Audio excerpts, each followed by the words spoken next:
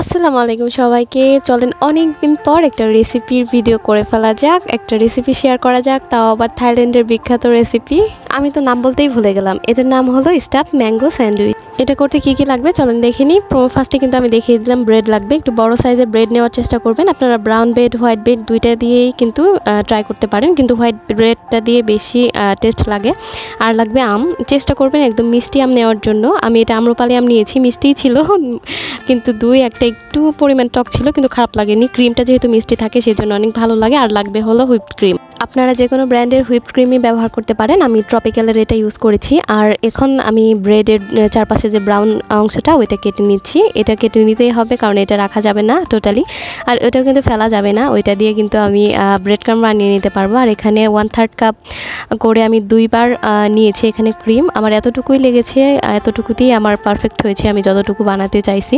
আর যেহেতু আমার বিটার নেই সেজন্য আমি হ্যান্ড উইক্স দিয়েই করেছি। হ্যান্ড উইক্স দিয়ে করলে দেখা যায় যে তেমন মানে একটু সময় বেশি লাগলেও হ্যান্ড উইক্স দিয়েও কিন্তু পারফেক্টভাবে ক্রিম করা যায় যদি একটু পারেন। আর এই তো, আর এখন ব্রেডটা রেখে আর নিচে চেষ্টা করবেন একটা পলি বা সহজেই র্যাপ করে নিতে পারেন এমন কিছু নেওয়ার চেষ্টা করবেন, তাহলেই হবে।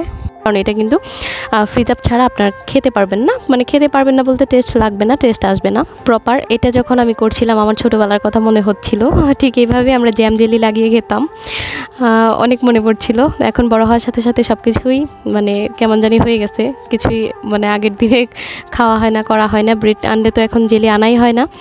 আর এই তো আমার এরকমভাবে আমি কীভাবে দিচ্ছি আপনি কিন্তু আপনারা কিন্তু একটু দেখলেই বুঝতে পারবেন। এটা দিয়ে একদম একটু টাইট করে মানে ফিল করে রাখতে হবে যেন লেগে থাকে, কারণ ফ্রিজিং করার পর এমনিতেই মানে সেট হয়ে যাবে, তখন কাটতে অনেক সুবিধা হবে। আমি আরেকটা দেখিয়ে দিচ্ছি।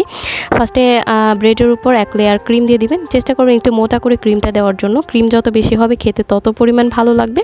আর আমের পরিমাণটাও একটু বেশি রাখতে চেষ্টা করবেন। আর এই তো আমি ম্যাঙ্গো স্লাইস কিন্তু যেহেতু ছোটো ছোটো আম ছিল সেজন্য একটা স্লাইস দিয়েছি সাইডের, আর আটির যেগুলো ছিল ওইগুলো সাইডে কিন্তু দিয়েছি, যাতে বেশি আম থাকলে খেতে মানে অনেক ভালো লাগে। আর অপর পাশেও কিন্তু আমি এইভাবে দিয়েছি, দিয়ে চারপাশে কিন্তু কেকের মতো করে আমি একদম সেট করে নিয়েছি। ভিডিও খেয়াল করলেই বুঝতে পারবেন, এটা আমার বলা কিছু নেই। এই তো আরেকটু ক্রিম নিয়ে আমি এখানে স্প্যাচুলা দিয়ে দিচ্ছিলাম। আর নিচে যেটা রেখেছি ওটা কিন্তু আমার কেকের টার্ন ট্রাভেলই ছিল। আর আমার কিন্তু রেসিপি এটা ফার্স্ট টাইম ছিল, দেখেছেন প্রথম তো আগে আমি নিচে পলি দিয়েছিলাম, এখন এটা দিতে ভুলে গেছি, দেন পরবর্তীতে আমি আবার দিয়ে দিয়েছি। এই তো চেষ্টা করবেন প্রতিটাই এইভাবে রেখে দেওয়ার, কারণ একটু মেসি হয়ে যায় যেহেতু, কিন্তু সেট করলে অনেক মানে একদম পারফেক্ট হয়। আমি সবগুলোই দেখিয়ে দিচ্ছি। তো একদমই 4 কোণে থাকবে স্যান্ডউইচের শেপে। আর কাটবেন ঠিকই, কিন্তু কাটার একটা প্রসেস আছে, একদম হার্ড হওয়ার ছাড়া কিন্তু আগে কাটতে পারবেন না। আমি দেখিয়ে দিই, আমি আপনাদের দেখানোর জন্য কিন্তু হার্ড ছাড়াই কেটেছি, আমার একদম কাটছিলই না। এভাবে করে আমি বেশ কিছু বানিয়ে নিয়েছি। এই তো আমি একটু দেখাচ্ছিলাম। এই তো এভাবে স্টাফ থাকবে।